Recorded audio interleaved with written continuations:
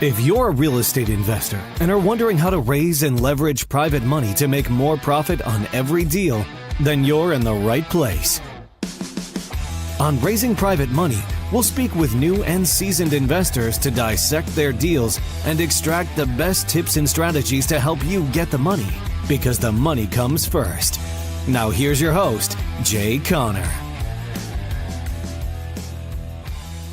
I'm going to share the question that I ask myself sitting here at this very desk. I ask myself this question, and this question, if you're listening to this podcast, this question will help you solve any problem you've got in your life. Talk about return on life. I don't care if it's personal, financial, health, relationship, career. I don't care what your problem is. This question will help you quickly solve your problem. I used to chase the ROI all the time, return on investment. And over the course of time, that has evolved into what I call return on life. Welcome everyone, this is Randy Dyck here, and I am so excited about today's guest on Return on Life podcast.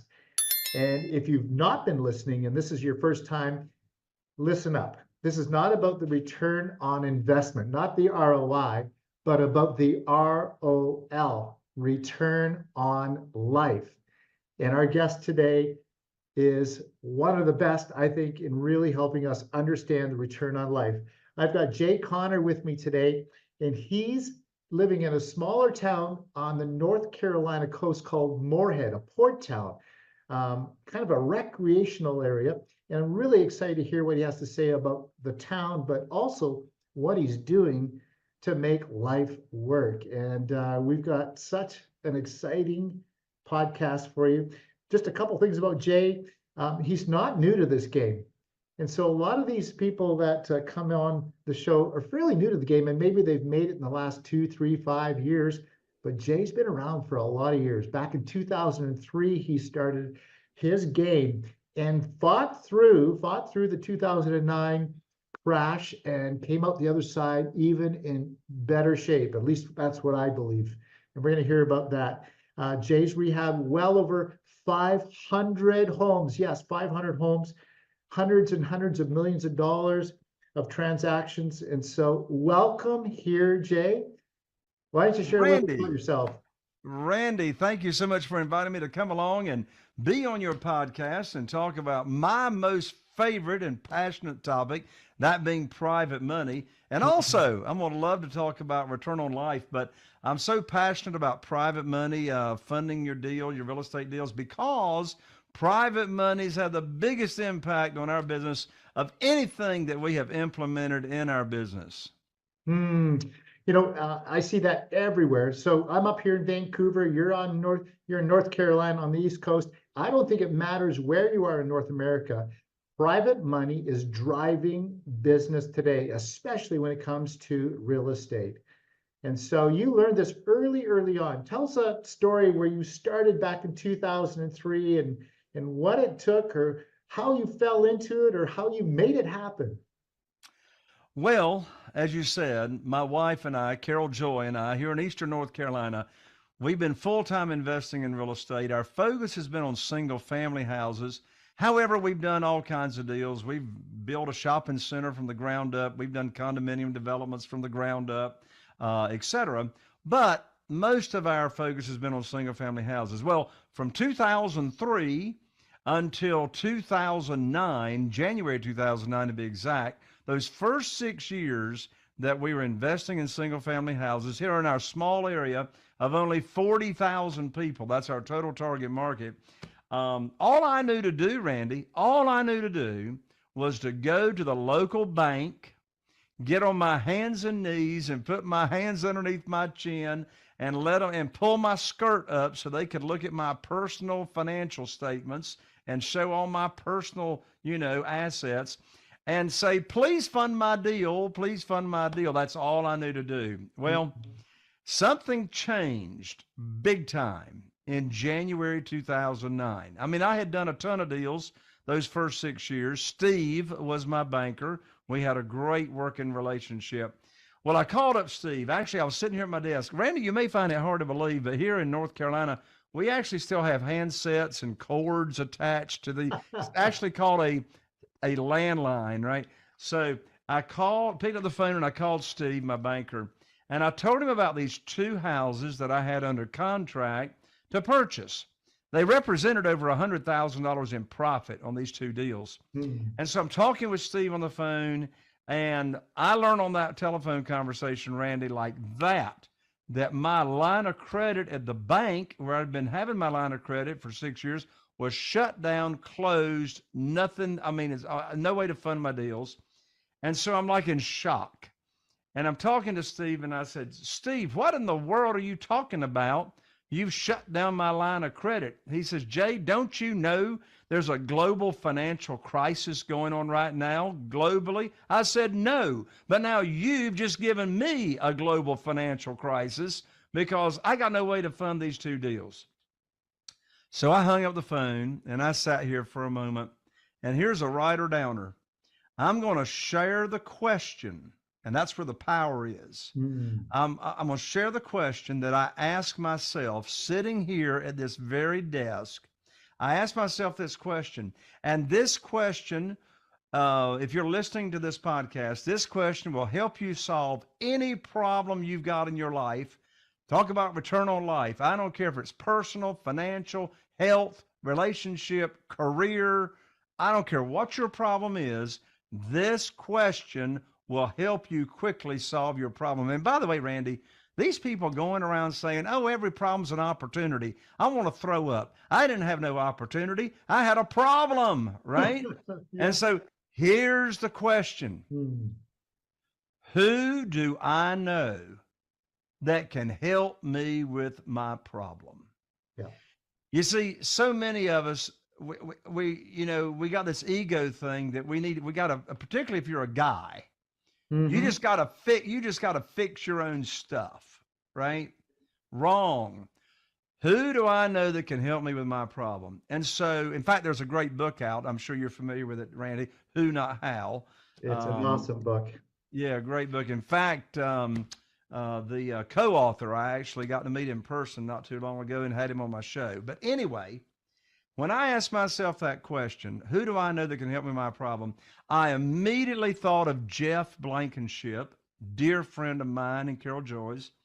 He was investing in real estate in Greensboro, North Carolina at the time. We know him through church and singing events and stuff. So I immediately thought of Jeff. I called up Jeff right here on the phone, and I told Jeff what had happened with me and my banker. He said, well, Jay, welcome to the club. I said, what club? He said, the club of losing your line of credit at the bank. My bank just shut me down last week. I said, well, Jeff, how are you going to fund your deals now that we've got something else in common? And he said, well, have you ever heard of private money? I said, no. He said, have you ever heard of self-directed IRAs? You call them something different in Canada. And I said, no, I never heard of self-directed IRAs or third-party custodians. He says, well, let me tell you about it. So Jeff told me a little bit about private money, what it is, and self-directed IRAs, how people that have retirement funds can actually, if they're not happy with their returns, can move them over to a self-directed IRA company and then loan that money out to real estate investors, either tax deferred or tax free. Yeah, we can do it in Canada as well. Yeah. And what's it called in Canada, Randy? RSPs. RSPs, that's right. I've heard that 100 times and I just can't, RSP doesn't stick in my head. But anyway, so I studied private money. And how private, I'd never heard of private money. Well, I never needed to hear of private money until I didn't have any money to fund my deal. So I studied private money. And one of the first things I learned about private money, by the way, I'm not talking about hard money.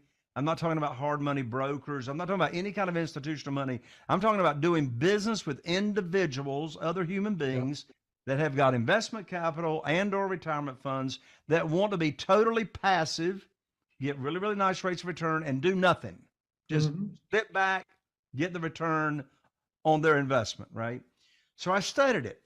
And one of the first things I learned, Randy, was that in this world of private money, here's what's different. We as the borrower, we as the real estate investor, we make the rules, not the lender. Boy, wasn't that a mind shift. You know, when I was borrowing money from the banks, they made the rules. There were applications. In this world, we make the rules. So, here's what's interesting. I got 47 private lenders right now investing in our deals, loaning us money. And you know what, Randy?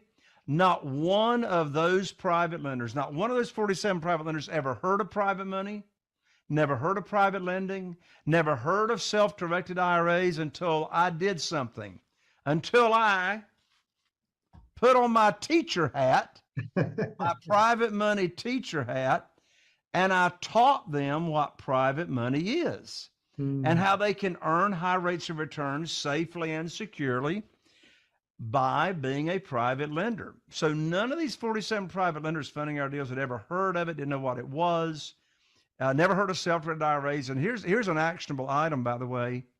Establish a relationship with an RSP company or self-directed IRA company so that when you're talking with somebody in your network that's got retirement funds and they're not happy with it, you can refer them to your rep and they can learn how they can move their money over and then be a private lender for you with their retirement funds.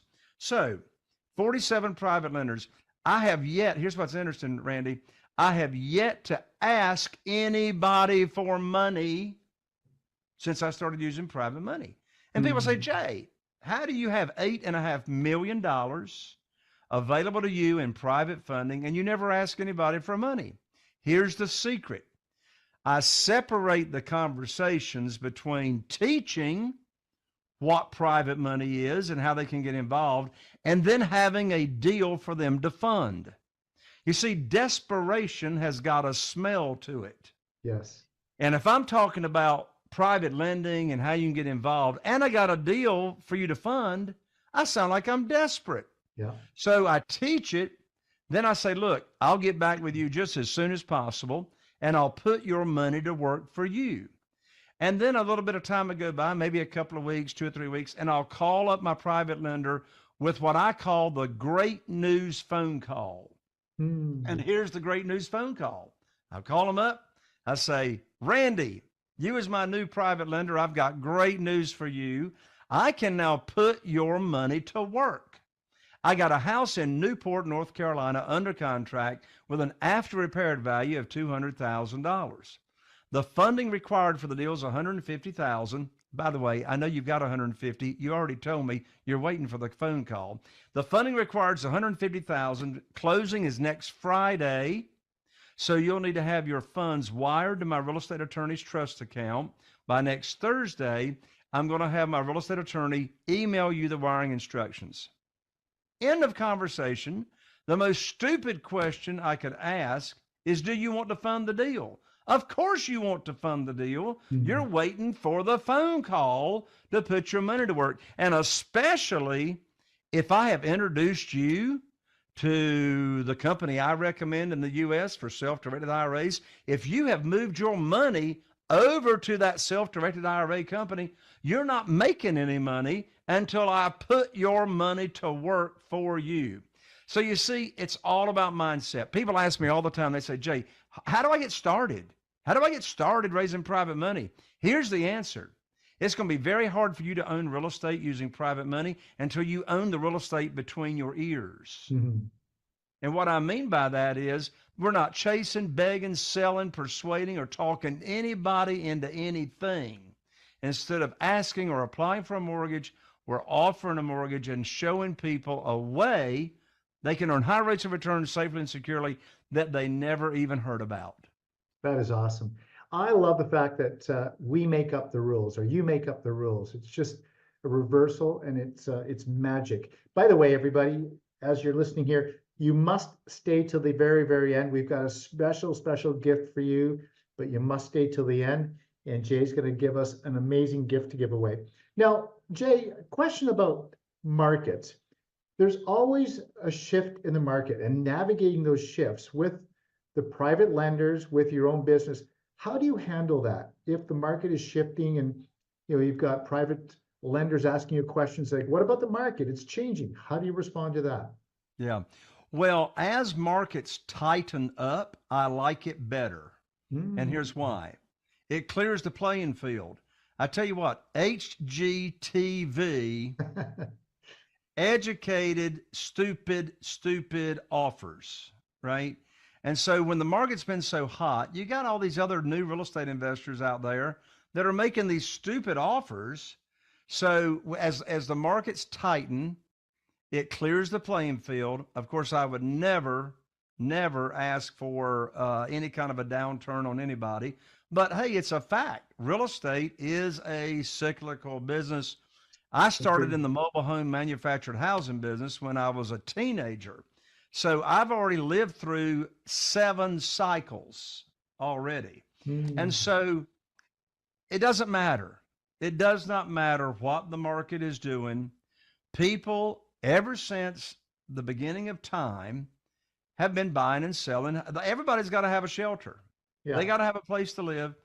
One of my mentors way back in the 1980s, he was buying and selling houses as a real estate investor when mortgage rates were 16%. So, and people were buying houses, right? So it comes down to, are you buying right?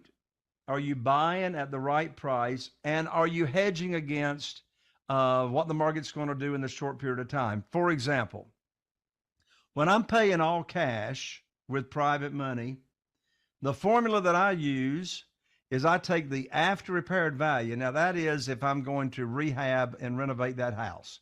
I take the after repaired value and I multiply it times 70%. That accounts for my profit, my carrying costs. I multiply it times 70%. Then I subtract the estimated repairs. And if the after repaired value is less than $300,000, I throw in another $10,000 for Murphy. I call it the Murphy factor. If anything can go wrong, it will, because I've never had a rehab budget come in on budget. If the after repaired value is above $300,000, I throw in an extra $20,000, right, for the unexpected. So let me just give a quick little example. So let's say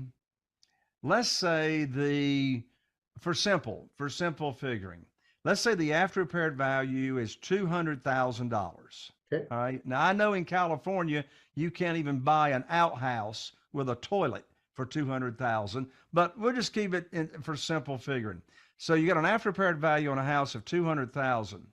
So I want to multiply that. Now this is my offer. I'm gonna multiply that times 70%.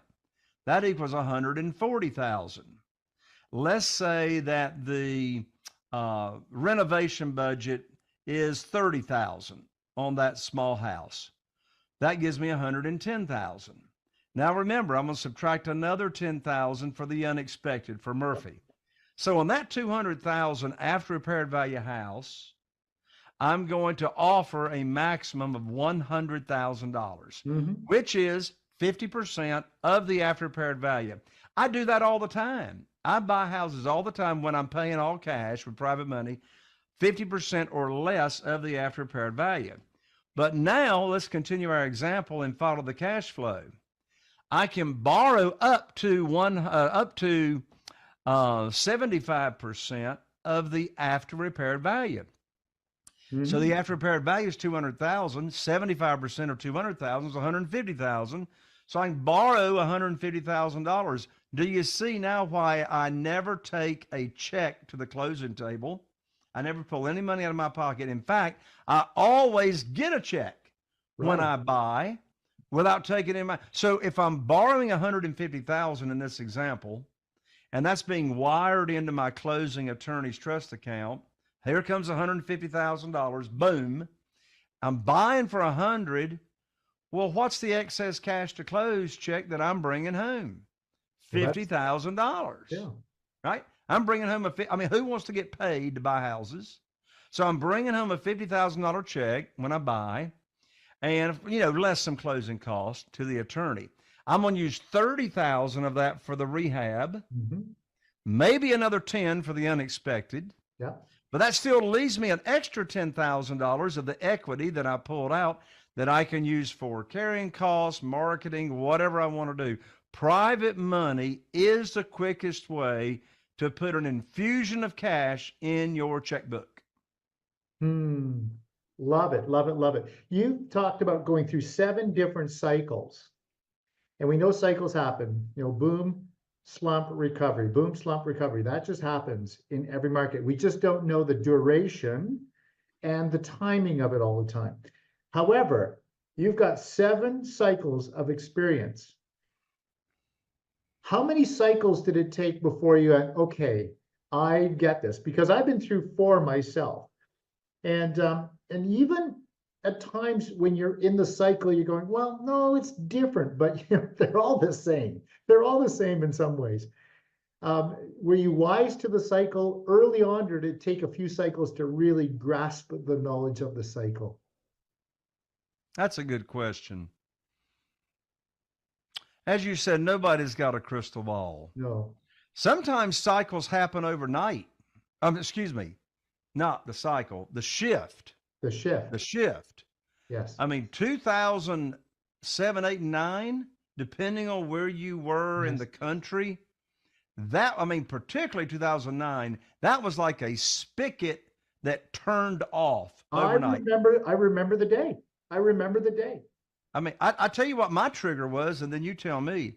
When Lehman Brothers shut down, the world stopped. October 2008. There you go. Yeah. And that's probably the most definite cycle change that I've seen. From the boom to the slump, that was probably, like, out of all the cycles I've been in, that one was the most defined, definite. Okay, it changed today. Yep. Mm-hmm. And you see, that ties right in with my phone call in January 2009 to my banker. I mean, you had Lehman Brothers, everything, like the spigot turns off in October, which was just 2 months prior. And for all I know, I didn't even have a deal to buy using my local bank in those 2 months. And I just happened to find out when I make the phone call in January 2009 that, my money's gone. But you know what? Randy? It was really, honestly, it was the biggest game changer. It was the biggest blessing in disguise when I lost that, because I had to make a decision.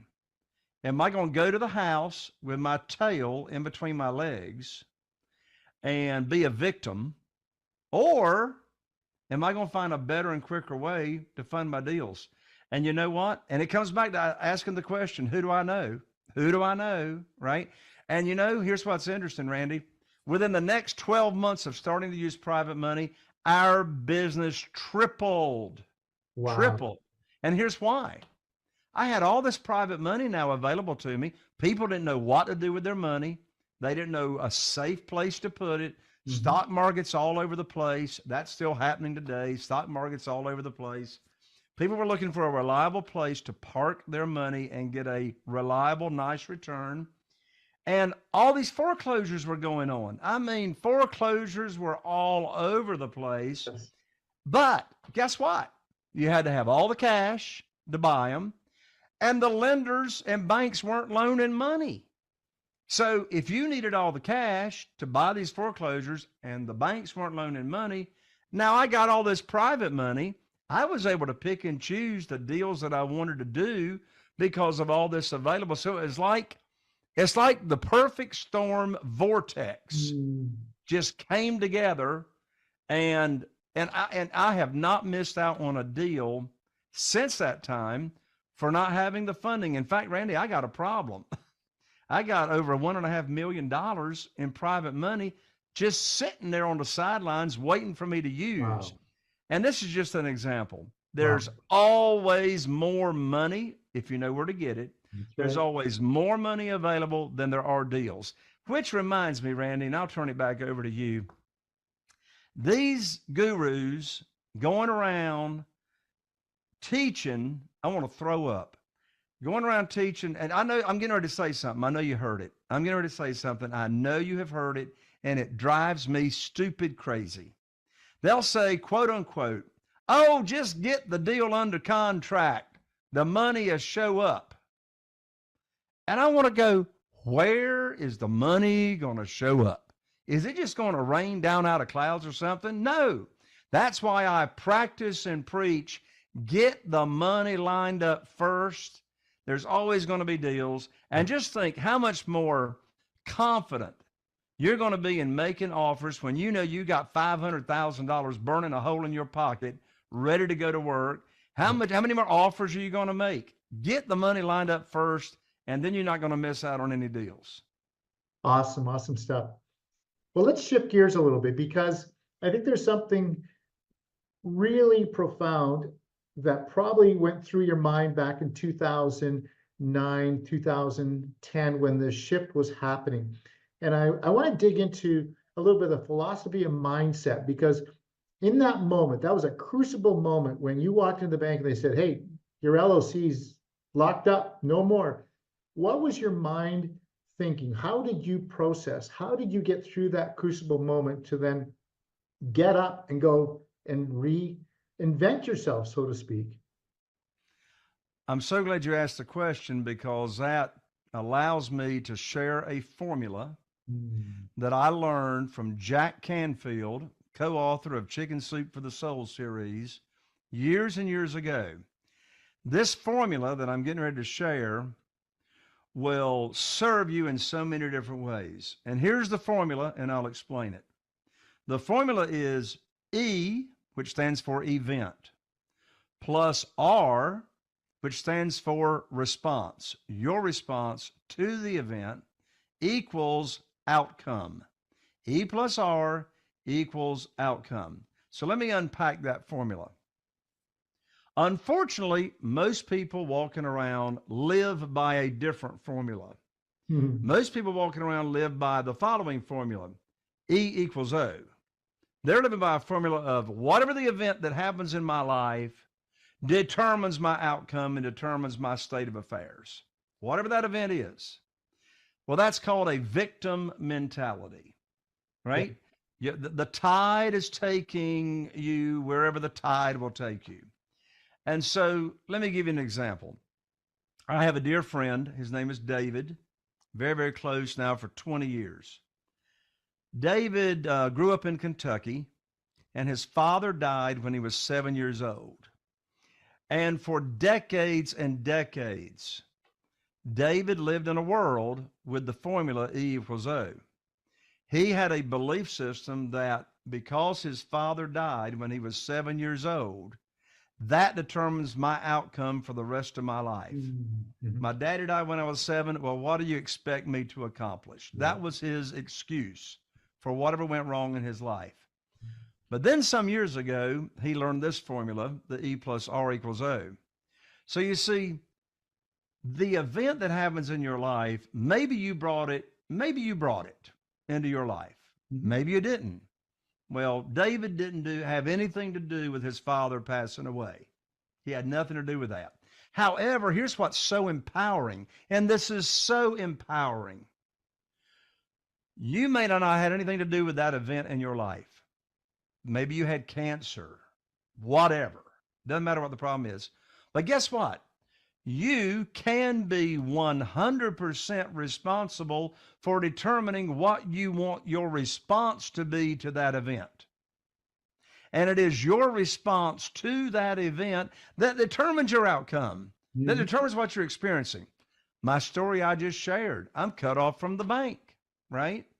Well, you know, for years, I didn't think I had anything to do with that experience. I had everything to do with that experience because I had all my eggs in one basket. I was relying on commercial banks.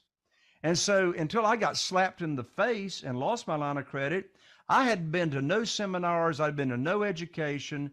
Well, that's on me. If I had been educated prior, then I would have had other alternatives. But nonetheless, whether I caused the event or not, I was of being cut off from the banks. I was 100% responsible in responding to that event. I could have lived by E equals O. The event, I'm cut off from the banks. Okay, I'm out of business. There's my outcome. I'm out of business. Or I could be 100% responsible and respond to that event of losing my line of credit and having this characteristic, which if you want to be a real estate investor, you better get you a boatload of what I'm getting ready to say. And that is resilience. Yes. Super resilience. because I promise you what you plan ain't going to happen. Mm-hmm. Right? So resilience. So I responded to the event of losing my line of credit with finding other and better alternative ways to fund my deals. Therefore, I was responsible for my outcome.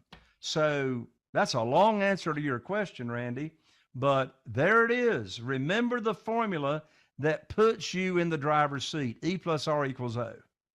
Let me ask you another question, because I'm working on a book and a few things around this, and resilience is one of the powers. I call it not necessarily the superpower, but the primal power. Superpowers are these things that, we see in movies, and there's something, special about being able to shoot lightning bolts out of your fingers. But primal power, it's within us. It's the instinct that we have.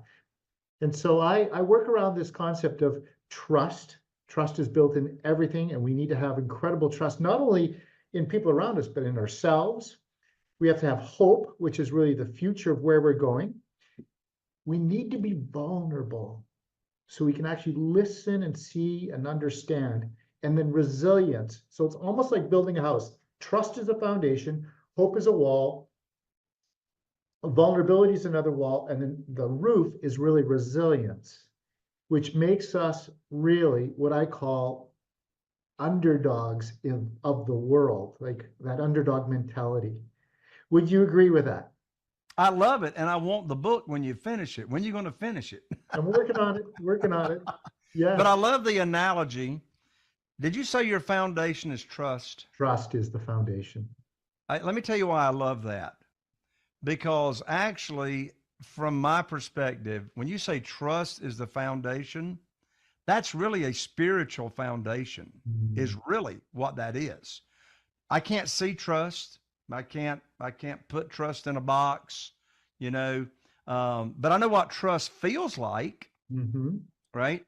And, who are you trusting in? Like you said, the people around you. Well, me personally, for goodness sakes, I can't even trust myself 100% of the time to perform the way I'm supposed to, but I don't mind sharing. My trust is in my Creator and my God. That's where the trust for me, the foundation is. Hope ties right into it. I love the roof analogy, which is resilience. That's like what's protecting you from the elements, yes. right? The I adversity love the analogy. Yeah, the adversity of the world, and vulnerability keeps you humble and true to who you are. So yeah, awesome. I love that because I'll tell you what, I've not seen very many arrogant people last a very, very long time. Because straight out of the Bible, the quote that says, "Lest he fall, be careful, right? When you think you're on top of the mountain, be careful, because there's a huge cliff right up there at the top." Yes. Yeah. Well, we're in the people business. Everybody's in the people business, even if they don't realize they're in the people business. And we all vibrate at some level. Low, some people vibrate low, some people vibrate high. I imagine you're vibrating at a very high level. At least I'm feeling this high level of vibration. Oh, yeah. And I'm sure that really bodes well for you in your work, in your business. Is there something that you can relate to and help others understand that power of vibration when it comes to work, life, harmony, balance, and all that? Yeah. Answer this question. Who are you hanging around most of the time? Because who I'm hanging around most of the time affects my vibration. I can only give off my positive vibrations so much, to where if I'm hanging around a lot of low vibrating people, i.e. negative people, I just don't want my vibrations sucked up to where I ain't got no positive vibration left to give. But you know what? When I'm hanging around like-minded people, imagine it being, I'm in a mastermind called Family Mastermind. I've run my own mastermind group as well of very, very successful real estate investors. But twice a year in that mastermind, we get together. All them people are Jay Connor on steroids. And it's like, it's like, talk about getting juiced up, Jim Rohn gets the credit of the quote, "You are the average of the 5 people that you hang around most of the time." And so, yeah, be careful. There's another E+R equals O. You are 100% responsible to determine who you are hanging around. So true. So true. What is your greatest gift, Jay? What is your greatest gift? I've been given so many gifts that it humbles me. My greatest gift, I would say, to where I'm able to make a difference in other people's lives, is listening. Mm. When I'm one-on-one with somebody and I know they're needing to talk or they're needing to bleed or share, then the most powerful blessing you can give somebody is listen. Mm-hmm. Don't try to be brilliant. Don't try to offer some kind of brilliant advice. Be a good listener and be someone you can count on. I mean, I tell people all the time, if you just do what you say you're going to do, you just left 95% of the crowd in the dust, right? Mm-hmm. Be true to your word. Do what you say you're going to do. And it's all about sowing. It ain't about reaping. Mm-hmm. It is not about reaping. It's all about sowing. It's all about giving. One of my favorite books is The Go-Giver. I'm sure you heard of that, Randy. Yes, great. And Bob Berg is the co-author, and I was so blessed to have Bob Berg as a guest on my podcast in recent months. And if you're listening to this podcast and you don't have the Go-Giver book, I highly recommend it. It's a short read. It'll really make an impact on your life as to what can happen when you truly lead with a servant's heart. You've been dropping some great books, great books. How important is it? And we talked about the 5 closest people, but books can be one of those people. Is there a book that people must read from your vantage point? I'll share the book that changed my life, in addition to the Bible, of course.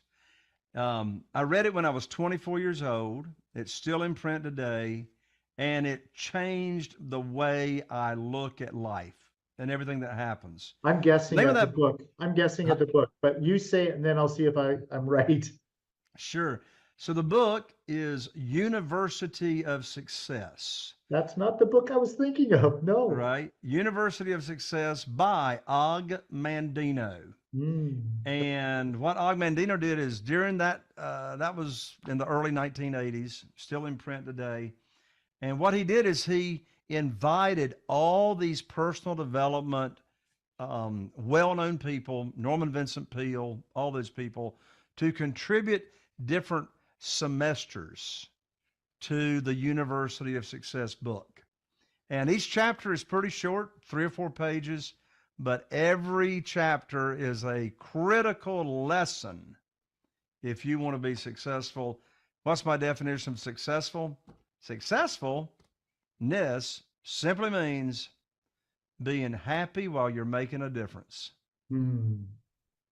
If you could give 1 or 2 sentences to making a bulletproof business or life, I think life is more important than business, but is there something that you could share with our listeners to just make their life almost bulletproof? And what is bulletproof these days? I don't know.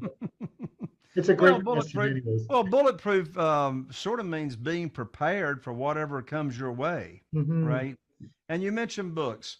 So one of the most important practices that I would share is read 10 pages a day. Read 10 pages a day of a nonfiction book, autobiographicals or biographies of people that you want to be like, personal development books. When you're reading 10 pages a day, that'll make a huge difference. Yeah. Awesome stuff. Let's shift gears one more time and let's get into a little bit of maybe the professional journey. And we've talked a lot about that, but we'll get a little bit more specific. You have molded yourself, created yourself to be somebody that is a great leader, a great teacher, a great investor, also a go-giver to many, many people. Is this the best version of you? Is this the best business idea that you've had? Or are you still going from success to significance in that shift? Oh, I'm still going from success to significance. The best version of me is yet to come. Mm. The best version is still yet to come because I'm still growing every day. Okay. Then if the best version is yet to come, what's the next big idea for Jay? The next big idea for me is to become actually even more involved in the singing aspect of our church. Oh, So my wife, Carol Joy, and I, we are composers and lyricists. My music has been in Universal Studios in the past. And so we're very involved in our church. So in fact, my wife, Carol Joy, and I, we just finished a song yesterday that we have written. And we're now planning a great big annual event 6 months from now called Singing by the Sea, to where we're looking to have hundreds and hundreds of people come here to Eastern North Carolina for this singing event. So the church and music is a very, very big part of mine and Carol Joy's life. well, it sounds like you've got a beautiful tenor tone. I love singing tenor, but I sort of max out at the high G. I'm more of a baritone, to tell you the truth, but I sing tenor. That's awesome. Well, okay, well let's dive into that a little bit, because that is something so different than what we've been talking about. What is the secret or the secret sauce to making an amazing song? Your emotions, your attitude, and what is it that you're going through right now. Some of the best music that I've written has come about out of pain and out of stress and out of sadness, from death. My grandfather was my spiritual leader for many, many years, and when he passed away, that's actually when I started writing music for the church. So strong emotions such as love, etc., inspire the words and inspire the music.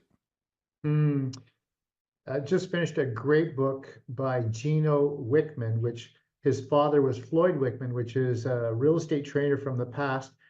And it's an amazing book called Shine. And he talks about entrepreneurs and being driven and why we make decisions and how we make decisions. And I mean, pain or pleasure is generally how we make decisions, but he changed it to fear and love. And fear and love, there's such strong emotions on either end. And so this is where, greatness happens, and greatness comes out of us when we're in incredible fear of something. Things happen. We get through things that we would never get through, but we also do that through love, because they're so strong, those two emotions. And you talk about them in your ability to write, and through the pain and the fear and the love and the joy. Yeah, it's incredible. well, that's interesting. So it's interesting. Fear, the emotion of fear and the emotion of love cannot simultaneously coexist. They cannot. They cannot. That is true. Can you not be so fearful of love? I can't remember ever being fearful of love. Hey, if somebody wants to love me, I'm not scared of that. Good question.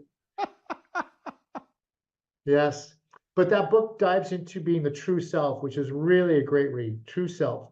I love it, love it. The power of proximity. Proximity is power. Has this been something really powerful for you? And it could be family, it could be business partners, it could be somebody you met once, just once. Can you share a story of that? Yes. I was a senior in college, and I was home for Christmas break. I went to Wake Forest University. I was home for Christmas break of my senior year, And who do you know that walked into our living room at Christmas but Glenn Campbell, the country music star? Wow. And he was dating a friend of mine from high school, Kim.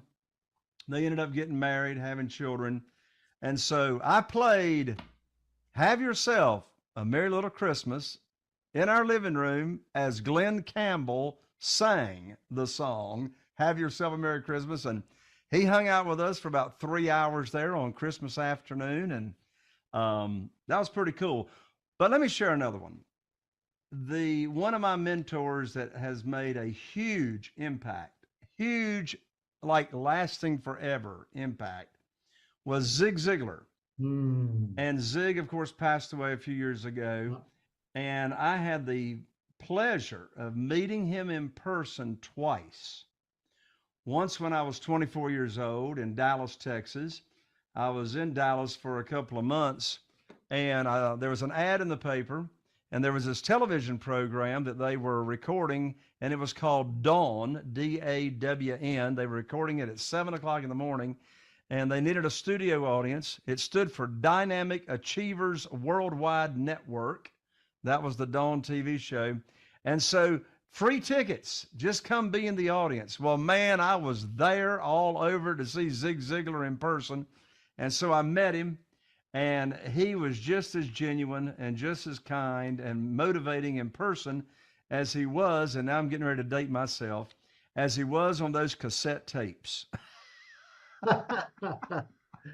I listened to every cassette tape, every sales training cassette tape that I think Zig Ziglar ever recorded. But yeah, his book, he wrote many books, but his book, See You at the Top, is still phenomenal on my list. Yes, Zig, a man well missed. Vision boards, is this something that you've worked with or have a vision board? You know, I haven't. I've got some really good friends that, you know, have their vision boards. They're looking at their vision boards all the time. And I have a pretty strong vision in my mind. And I practice vision, etc., as I'm going to sleep and when I'm waking up in the morning.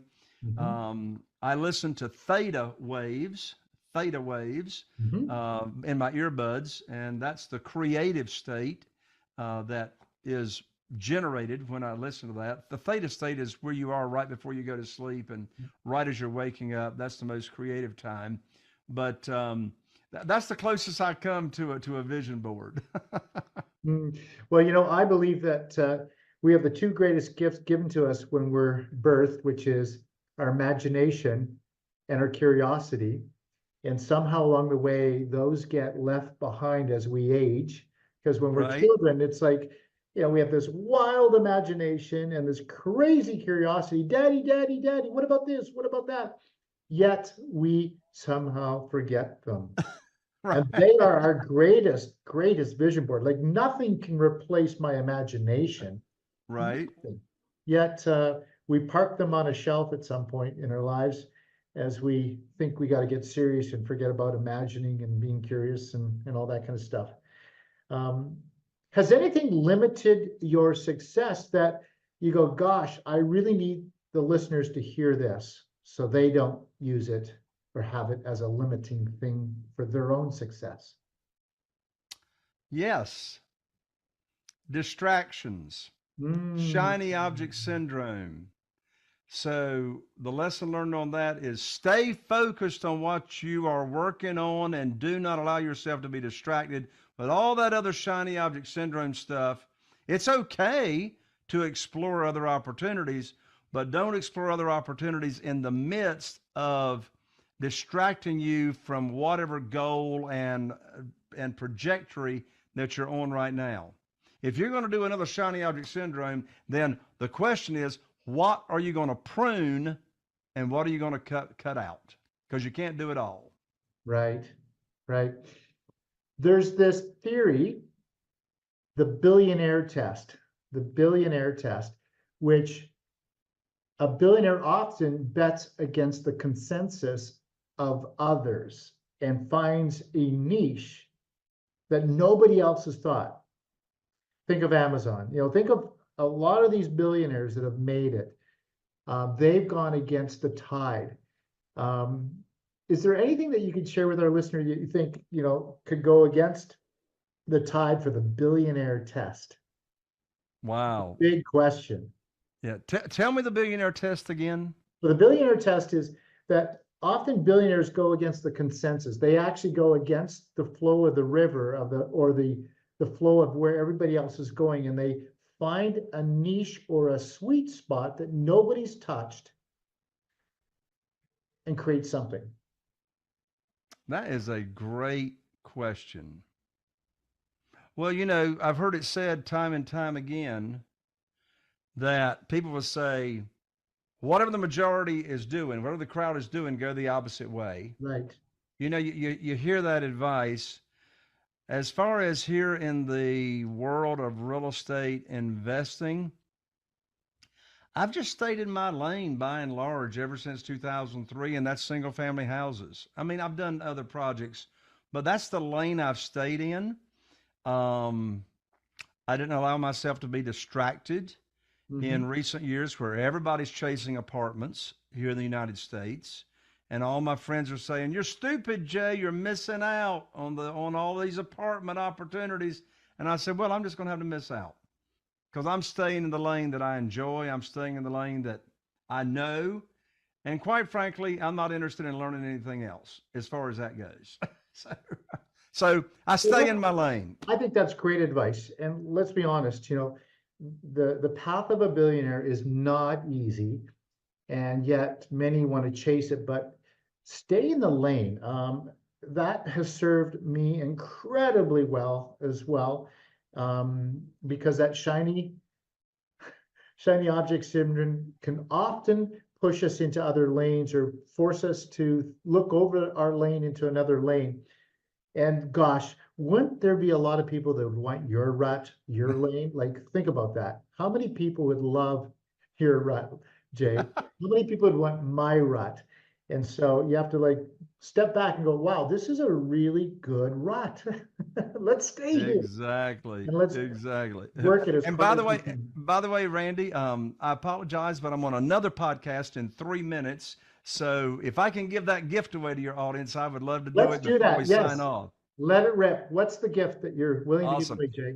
So I'm so excited about my book. I finally finished writing it. My book is titled Where to Get the Money Now. Subtitle is How and Where to Get Money for Your Real Estate Deals Without Relying on Institutional Lenders, etc. This is a book. It's not downloadable. I'll actually mail it to you, priority mail. It's $20 on Amazon, but it's yours for free. Just cover a little bit of shipping and handling. I'll autograph it. If you're in the U.S., I'll send it out to you. If you're in Canada, I'll send it out to you. And here's how you get this book that'll get you all the money you need for your real estate deals. www.jayconner.com/book. That's jayconner.com/book. And come follow me and check me out on my podcast, which is Raising Private Money with Jay Conner. You can find that on any of your podcast platforms. And I'm always interviewing amazing people as to how they have raised private money. And so come follow me on the podcast as well. Fantastic, Jay. What a great interview. Thank you so much. You've brought so much value today. And yes, listeners, go check out Jay at jayconner.com. And as far as getting the book, that would be such an amazing gift. So thank you for being a guest on the Return to Life podcast, Jay. Appreciate you. Thank you so much, Randy. Thank you for having me, and God bless. Take care. Bye-bye. Bye-bye.